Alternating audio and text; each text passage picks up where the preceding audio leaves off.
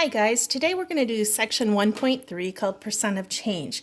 We're continuing on working with percents, and the big thing that we have to remember that when we talk about 100%, we're talking about one complete whole. Okay, and because we're talking about 100% being a complete whole, remember we can have percents that are going to be less than 1%. We can have decimal percents like 0.10% or 0.2%. Okay, we can also have percents over 100%.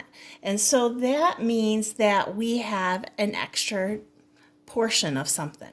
Okay, and so in your textbook on page 11, they do have some circles there that help represent what 50% of something would be and 250%.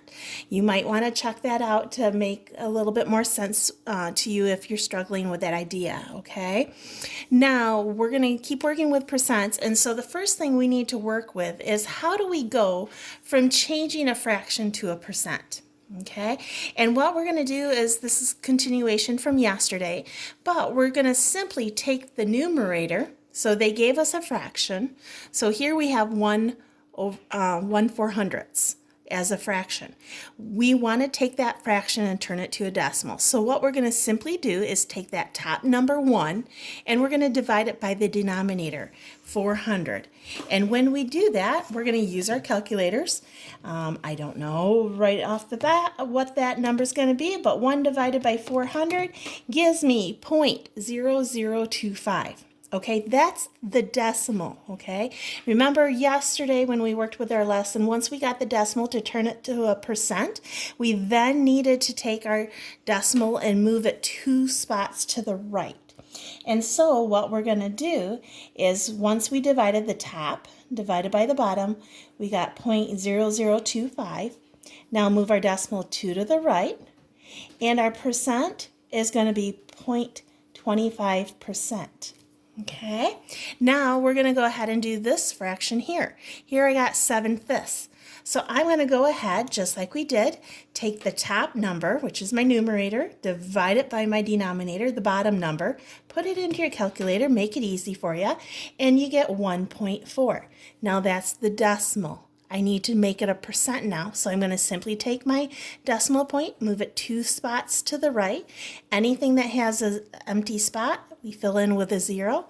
And so 7/5 is really 140%. Okay, so that's all we're going to do from taking a fraction to turn it to a percent. Now we're going to go backwards here, and we're going to change a decimal percent to a fraction. Okay, and so I have 2 examples here, and basically I'm going to show you the first way how our book does it, and then I'll show you a little shortcut to it. Both of them work for the answer, but basically what our book says is we're going to take that decimal and we're going to put it in our numerator. So here I have 0.75. So I put the 0.75 in my numerator, and remember when we're working with percents, our denominator will always be 100. Okay, now the rule is we cannot have a decimal in our fraction. So we want to go ahead and eliminate that. And so I need to multiply both the top and the bottom by the place value of what my decimal is, because we want to eliminate that decimal. So here my 5 is in the hundredths position. So I'm going to multiply top and bottom by 100. And this ends up giving me the fraction 75 over 10,000. Okay, now the next step is we're going to go ahead and find common denominators because we have to reduce this fraction. So what goes into both 75 and 10,000? Well, 25 does. Okay, so once I take that, I'm going to reduce my fraction down, and I get 3 over 400. Okay, so now what I'm going to do is just a different way of doing this is I'm going to go ahead. Remember, when I take a percent, just like we did before, remember how we had and moved our decimal to the right to turn it percent? I'm going to now go ahead and move, in this case, my decimal point 2 spots to the left. So here I've got 7.75. Okay, I'm going to move my decimal because that's a percent. I want to change it to a decimal now. So to turn it back to a decimal, I'm going to go 2 to the left. and I get 0.0075. Now what I'm going to go ahead and do is take that number of what's in my decimal, which is 75, and I'm going to go ahead and put it over place value. And this is tens, 100,000, 10,000. Okay, so, and then the rest of it continues on, having to find a common denominator. So this is just a different way of how to get my fraction with my decimal. So here in the book, they had us go ahead and multiply both top and bottom using my decimal, 0.75, finding what position that is in, so that multiplying top and bottom both to eliminate that to get 75 over 100. What I did was I simply took my percent that I had, which was 0.75. I wanted to turn it to a decimal, so I moved it 2 spots to the left to get my decimal. Now that I get my decimal, I go ahead and put it over the place value. So take my number that was in my decimal, 75, and put it over place value, which was 10,000. So either of those ways work, and then once we get that fraction, we always have to reduce our fractions. So let's go ahead and let's do this example right here. So I'm going to do it both ways to show you. So here our book says we're going to take the decimal number, so 0.2, put it over 100, because every percent is over 100. I need to multiply the top and the bottom now both by the place value, and here this 2 is in the tens position. So this now gives me the number. When I multiply that, I no longer have a decimal, but now I have it in the thousand position. Okay? And then I'm going to go ahead and reduce that down.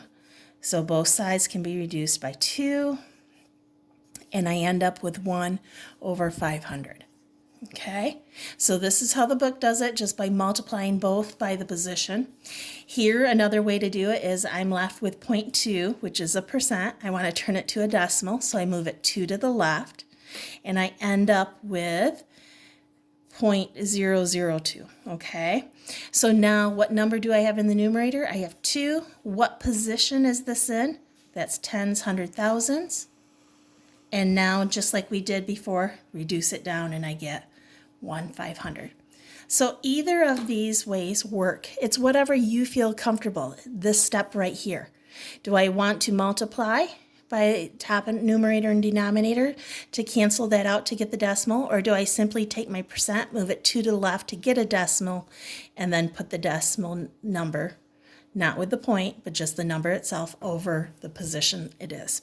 Then both cases you have to reduce. Okay, so that's one thing. 2 different things we're doing in our homework assignment today is taking a fraction, turning it to a percent, and then taking the decimal percent to a fraction. Now, remember, we're dealing with numbers that can be over 100%. Okay, so let's say that we have 3 and have that for my percent. Okay, let me move that over so you can see it. Okay, so let's say this was my example here. Remember, when we're dealing with this complete whole, that is really 3 times 100, because remember, 100 is always a complete percent. So we're really dealing with a 300 here. Okay, that would be, we're basically, because we have 3.2, we're dealing with a mixed number now. And we've already figured out this 0.2 is really my fraction, 1 over 500. So if this was the case of my answer, I'm going to take whatever is my whole number here, that's my whole number in front of the decimal, and I'm going to multiply it by 100, because we're talking about complete wholes here. Okay, sorry, not 300. We're just leaving it as, sorry, my brain is late in the night here. We're talking about 3 and 1/500ths, okay? Because it is talking about a complete whole here. Okay, now let's go ahead and talk about the last thing our section really concentrates on is percent of change. Okay, now with percent of change, think about prices. Okay, when you go shopping, we have sales. Okay, we have an original price that can be reduced when it goes on sale, or we have we've had an increased price because of demand or something. So it had original price and then it got higher. That would be an increase. Okay. Now with percent of change, what we are really interested in is how much the amount of change that has happened. So to do that, we're going to take the original amount and we're going to subtract. Basically, we're going to take the high number and subtract the low number because we want to find the difference that is between those two numbers. Okay, so take the large number, subtract the little, and that gives me amount of change. Now, our book uses our basic equation again that we've been using for percents, okay? It's percent times whole equals part. In this case, when we're dealing with percent of change, that little p, that part really stands for the amount of change. And our W stands for the original amount, okay? In middle school, when we do percent of change, we did the equation that the percent of change, okay, the percent of change equaled the amount of change divided by the original. Okay, and that's really the same equation that we have here. It just, if I were to, how do I get the percent all by itself? I had to divide it by the W, and really the amount of change here is my P, and the original price is what that W is. So technically the percent of change equals P divided by W, okay? Really is what it is, okay? So whether you think of this equation to help you out or the one that you remember from middle school, we're talking about the same thing, okay? Percent of change equals the amount of change, which is what we did up here at the top. We found how much our total changed. It doesn't matter if it's a change of increase or it's a change of decrease. When we're finding percent of change, we're looking for that amount of what it changed by, okay? So we're going to do some examples here and take a look at example number 1 here. It says the price of an item rises from $75 to $90. Okay, find the percent of change. Well, the question doesn't ask if it was a change of increase or a change of decrease. Okay, if we had to do that in our homework assignment, what would it be? Well, here's the hint. It says rises, so it's a percent of increase. And also, our original price was 75 and the final price was 90, so that price went up. Okay, but what we're really interested in is the percent of change. So the very first thing I need to do is find out what is the difference between 75 and 90. So to find that percent of difference here, I need to take the big number here, which is 90, and simply subtract the smaller number, which is 75. So the difference between the two is 15. Okay, and so now I'm going to have to figure out what is my original. So percent of change is the amount of change divided by the original price. And my original price was 75. It started at 75 and then ended up at 90. So now what I'm going to do is simply take 15 and now divide it by 75. That's what my equation says. Percent of change is 15 divided by 75, and I get 0.2. Now remember, this is the decimal. We want to know the percent. So to turn that to a percent, I move my decimal 2 spots to the right, and my final answer is 20%. Okay? Now take a look at example 2 here. It says assume the price of $90 was reduced to the original price of $75 a month later. What is the percent of decrease? So here they told me my price decreased. The original price was $90, and now the price that they changed it back to was $75. Okay, so what we're interested in is going ahead and we're finding out what the amount of change was, which we did earlier was 15. Okay, percent of change equals the amount of change. Now here, if you notice, these are the same numbers between number 1 and 2. This was a change of increase, and so my original price in the first one was $75. We're talking about a percent of decrease. So what is my original price in number 2? My original price is 90 here. Okay, don't let this wording here. It says the price of $90 was reduced to the original price. They're trying to trick you, okay? At some point or another, they originally sold an item for $75, but they increased it.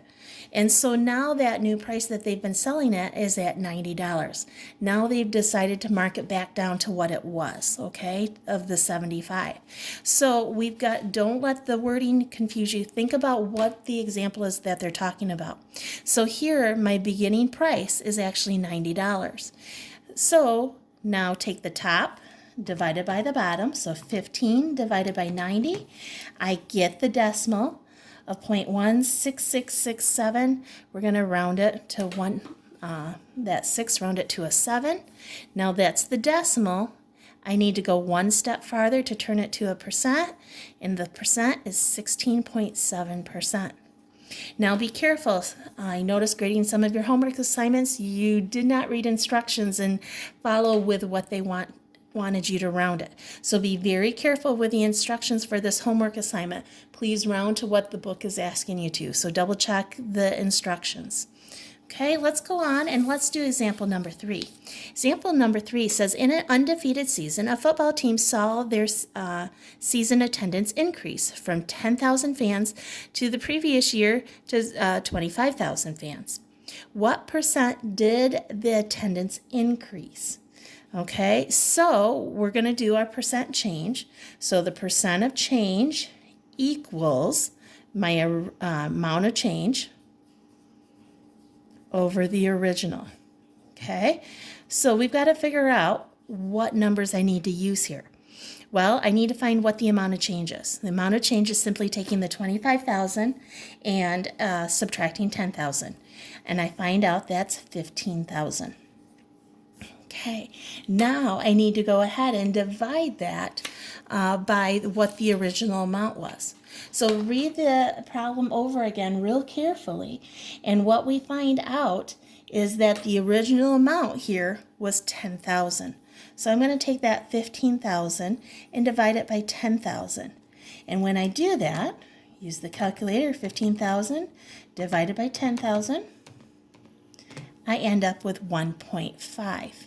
Now that's the decimal, so I need to turn it to a percent, so move it 2 to the right, and my answer is 150%. If you notice, it increased over 100% here, okay? Because the original was 10,000, we have a difference of 15,000. Okay, so 1.5 times or 150%. Okay, the last example here is kind of tricky. Let me move it up here so you can see it a little bit better. And I'll just show you all the answers here so you can follow the planning here. This one, reading it carefully here, it says the planners for a community event expected a decrease of 30% from the previous year when 5,600 attended. How many people do they expect? Okay, here's the thing. This is from last year's amount. Last year's amount is that 100%, okay?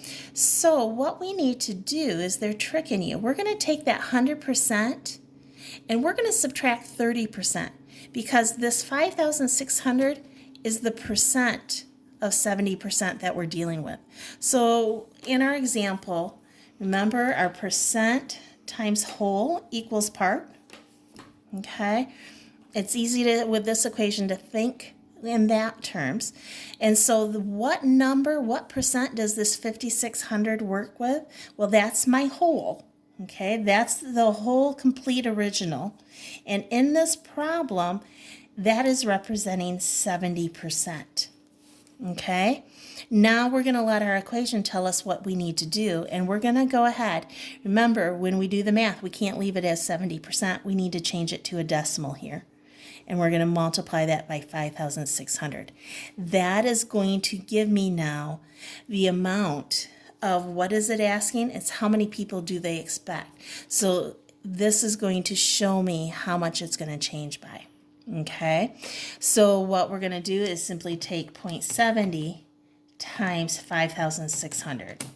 And we get, the part is 3,920. That's how many they're expecting to attend.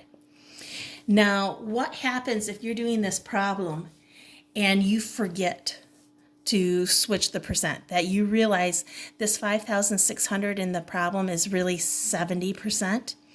Let's say you went ahead and you did 0.30 times 5,600, okay? What you're going to do is basically have to do one more step. You're going to take 0.30 times 5,600 and you're going to get 1,680. Now this, I need to go ahead and subtract now because this is actually the 30%, okay? So this number, 3,920, is representing 70% of that hall being filled, okay? Because they expected 30% not to come back. So 30% of that hall is sitting empty, which this is that total. That's how many seats are sitting empty. How many seats are being filled? That would be the 70%. That's this amount here. And that's really what this question is asking is, okay, they're expecting 30% not to show up. So that means 70% of that hall is being filled. How many people is 70% of it? This amount.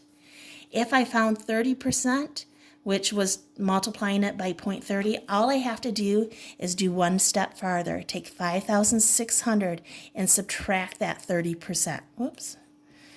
And when I subtract that, I end up with that 70%, which is the same total. Okay, so we have to be careful because we can solve these problems two different ways. We really have to be careful though what they are asking us to do. Okay, so read these problems carefully because sometimes they might be expecting in this situation, they want to know what 70% of that hall, how many people can fit into it.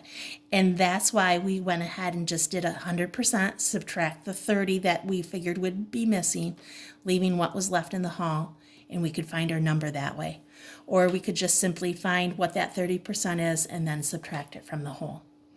Okay, guys, be careful going through these homework assignments. Don't let their wording trip you up. Do the best you can. If you have questions, ask.